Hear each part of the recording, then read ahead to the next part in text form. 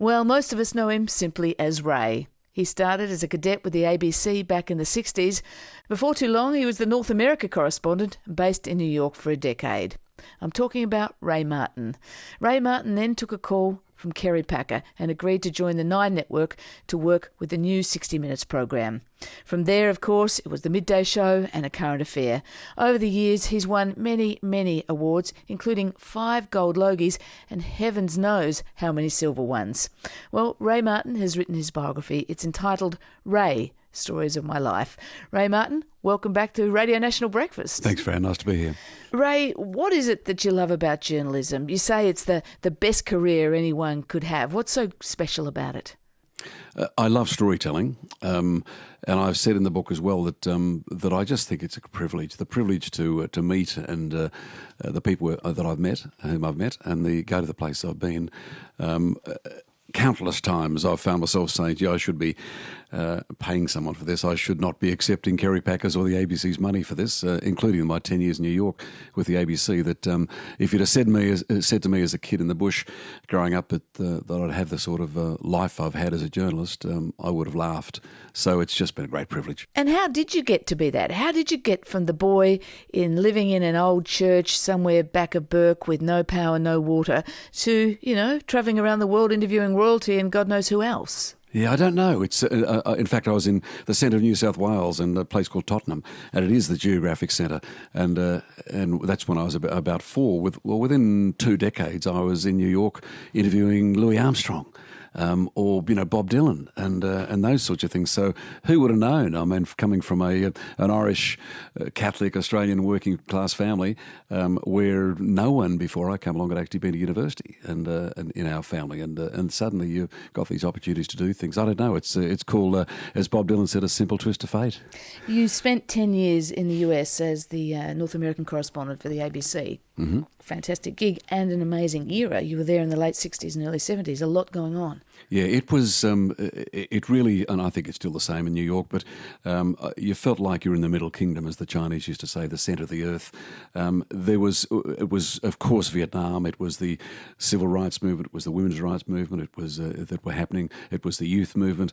Again, that was sort of erupted in America and spread everywhere else around the place. And then on top of that, you just, the media, the media that was available, both written and spoken, and television, was just extraordinary. I used to find myself sort of lying back and washing over me. I also, one of the first things I read when I got there was this amazing American correspondent named Pete Hamill, who was a columnist for the New York Daily Post, and he was at the Murdoch paper now, and he wrote a column about a congressman named Nunn who had died. They were burying in Tuscaloosa or somewhere that day, and I think I just arrived in New York, and his opening words were, "They buried, Congressman Nunn today, full stop, and we're better off without him."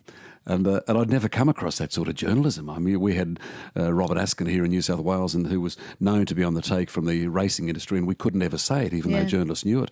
Suddenly I was in fearless. Suddenly it was in the land of the free, so to speak, and people were speaking honestly. And do you think that had a big impact on the reporter you became? Oh, no, huge impact. I mean, the American, had I gone to London, it would have been a different style, perhaps, of journalism, but I just found the so-called new journalists I couldn't get enough of them. I just found this wonderful journalism. Ray, the ABC has an extensive archive, so perhaps I won't surprise you to tell you we've got a little excerpt of you reporting at this time on a critical moment in US politics. 6 years ago to this day, in the sticky humidity of Miami Beach, it was Richard Nixon, Phoenix-like, having risen from political disaster back to the leadership of the Republican Party, chosen by his colleagues as their presidential candidate. America's in trouble today not because her people have failed, but because her leaders have failed. And what America needs are leaders to match the greatness of her people. Take you back? You remember that? Yeah, no, it does. In fact, Ted Kennedy was the most charismatic politician whom I'd ever seen. Pierre Trudeau, the Canadian, was pretty good. But then, of course, we come up to Bill Clinton in more recent times. But this extraordinary talent that the American politicians have to look you in the eye when they talk to you, even for 2 minutes, and totally have your attention. And as well as very tactile, these politicians who we hadn't come across here, I don't think, until maybe Bob Hawke came along in Australia.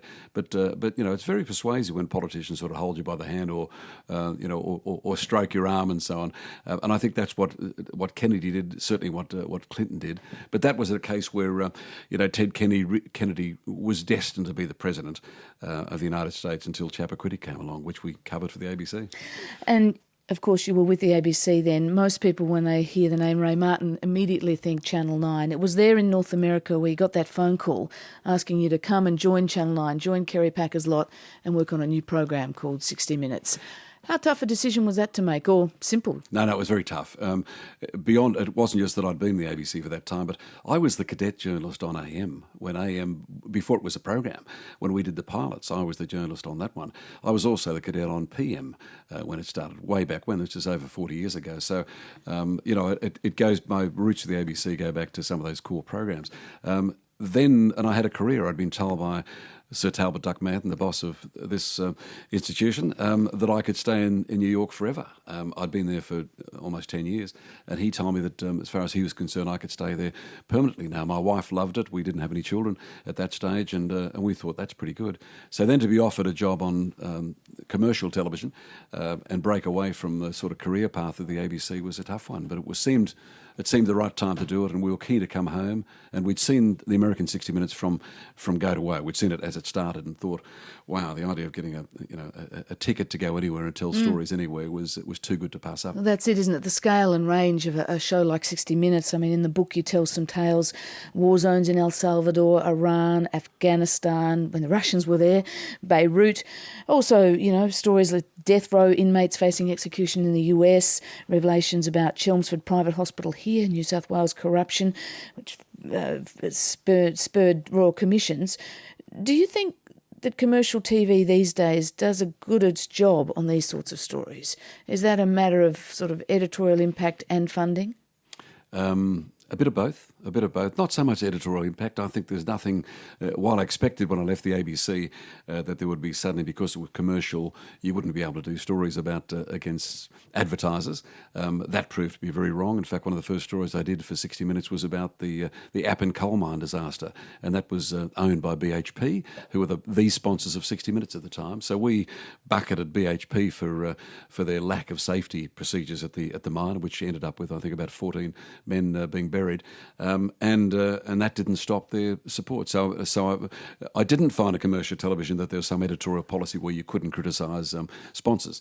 But on the other side, I think that now, as with newspapers, I just think that the journalism has suffered in recent times from this obsession with gossip and an obsession with rumours, and I think that's probably affecting everybody. It's 8:14 on RM Breakfast. We're speaking with Ray Martin because he's told the story of his life. In fact, Stories of My Life is the name of his autobiography, Ray. The emphasis on gossip, things like that. I'm wondering whether you think that people take a show like 60 Minutes and other current affairs programs less seriously these days. There's a whole lot of news outlets out there. We've got CNN, we've got Google, we've got news revelations coming first on Twitter. Not all of it's gossip, some of it's hard news. Yep. Have these things changed the credibility and the way people watch the current affairs program once a week? Yeah, I think it's changed dramatically, and what people expect and the instant news that we get. But interesting, Fran, about this, I think that if you look this past year or so, that Q&A with Tony Jones on television is rating higher than the footy show in Brisbane and Sydney on a Thursday night. I don't think Kerry O'Brien's had better ratings than he's had for the last year or so at the 7:30 report. ABC News at 7 o'clock, Foreign Correspondent are all rating amongst their highest ratings.